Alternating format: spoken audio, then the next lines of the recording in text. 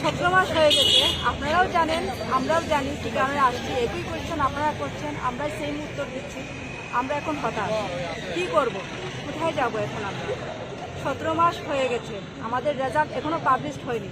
আমরা STGT qualify করেছি আমরা সবাই, টিআরবিটি থেকে এখনও রেজাল্ট আমাদের পাবলিশ হয়নি, অথচ আমাদের পরে যে এক্সাম হয়েছে টেট 1 টেট 2 ওদের রেজাল্ট পাবলিশ হয়ে গেছে।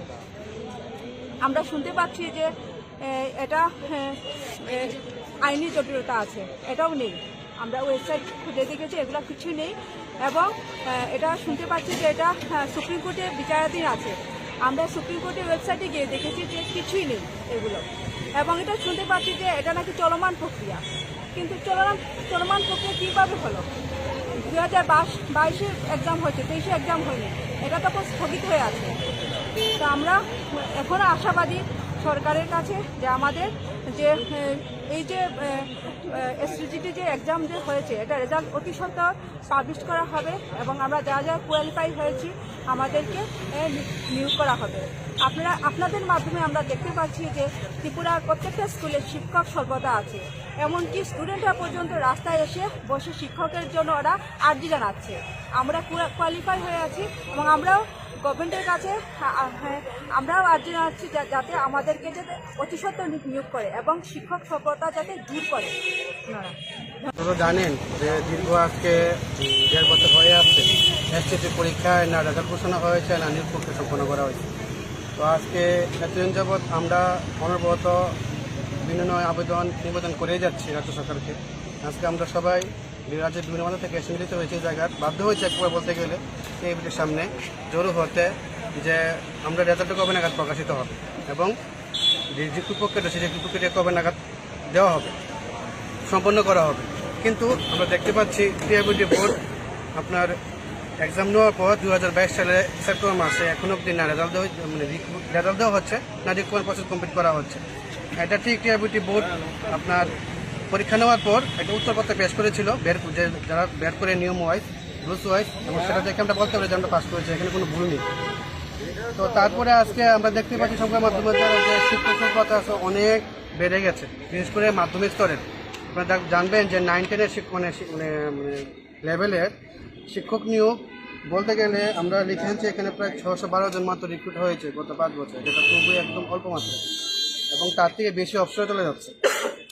এবং আমরা আশা করছি যে রাজ্য সরকার এই বিষয়ে খুব দ্রুত পদক্ষেপ নেবে, কারণ আমরা বারবার দপ্তরকে দৃষ্টি আকর্ষণ করছি। আমরা দপ্তরের যে মুখ্যমন্ত্রী আছে মন্ত্রী আর মুখ্যমন্ত্রী ওনাকে দৃষ্টি আকর্ষণ করছি যাতে নবম দশম শ্রেণীর যে শিক্ষক সভ্যতা সেটা নিরসনের একটা গুরুত্বপূর্ণ ভূমিকা পালন করে। কিন্তু আমরা সেই আসনের উপর কোনো ফল পাইছি না, আজ অব্দি এখনও পাইনি। সামনে নির্বাচন ঘোষণা হয়ে যাবে, তারপর তো বলা হবে আমাদেরকে গেলে যে নির্বাচন ঘোষণা হয়েছে, কিছু করা নেই, তারপর অনেকটা সময় আরও পার হয়ে যাবে।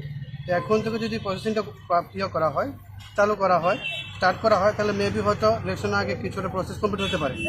আচ্ছা, আমরা দেখতে পাচ্ছি যে কিছুদিন যাবৎ দেখা যাচ্ছে পত্রপত্রিকা এটা বলতে যে সুপ্রিম কোর্টে আছে আমাদের বিষয়টা, কিন্তু এখন অব্দি আমরা সেই বিষয়ে কোনো তথ্য পাইনি। আপনারা সাংবাদিক মাধ্যম দাদা ভাবনা আপনার কাছে রিকোয়েস্ট করবো যে যদি এই বিষয়ে কোনো তথ্য পাই দিলে আমাদের সুবিধা হয়, আমরা কিন্তু কথা কিন্তু আমরা এখন অব্দি কোনো কিছু পাইনি। বিষয়ে কিন্তু সুপ্রিম কোর্টে কোনো এসএসপি হয়েছে, পিআইএল হয়েছে, কেস হয়েছে, কিন্তু আমরা কিছু পাইনি। তো যেহেতু রিজার্ভেশনের নিয়ে কেস হয়েছিল, যেটা আপনারা ভালো করে জানেন, সেটা জাজমেন্ট হাইকোর্ট দিয়ে দিয়েছে এই যে মুসলমানে অনায়াসে পোস্ট ইনক্রিজ করে যতজন কোয়ালিফাই করেছে সবাইকে রিক্রুট করতে পারে গভর্নমেন্ট এবং ডিপার্টমেন্টে।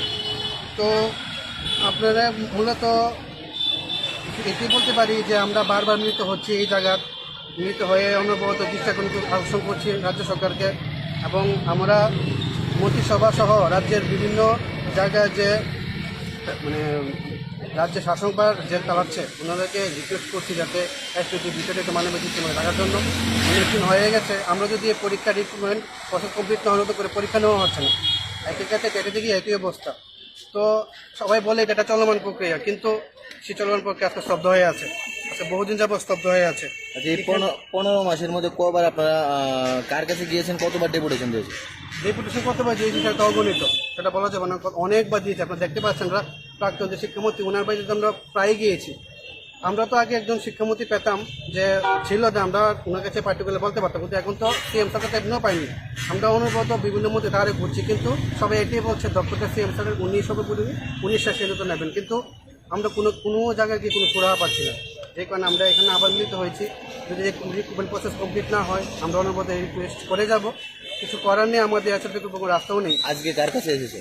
আজকে তো আমরা ডাইরেক্টরের কাছে এসেছিলাম, ওনাকে একটা রিকোয়েস্ট মেমো সাবমিট করবো, কোন director? রেজাল্ট অতি সত্তর NC Sharma sir, second education director, ওনার কাছে রিকোয়েস্ট করবো যাতে as early as possible result declare করে নিয়োগ প্রক্রিয়া সম্পন্ন করে।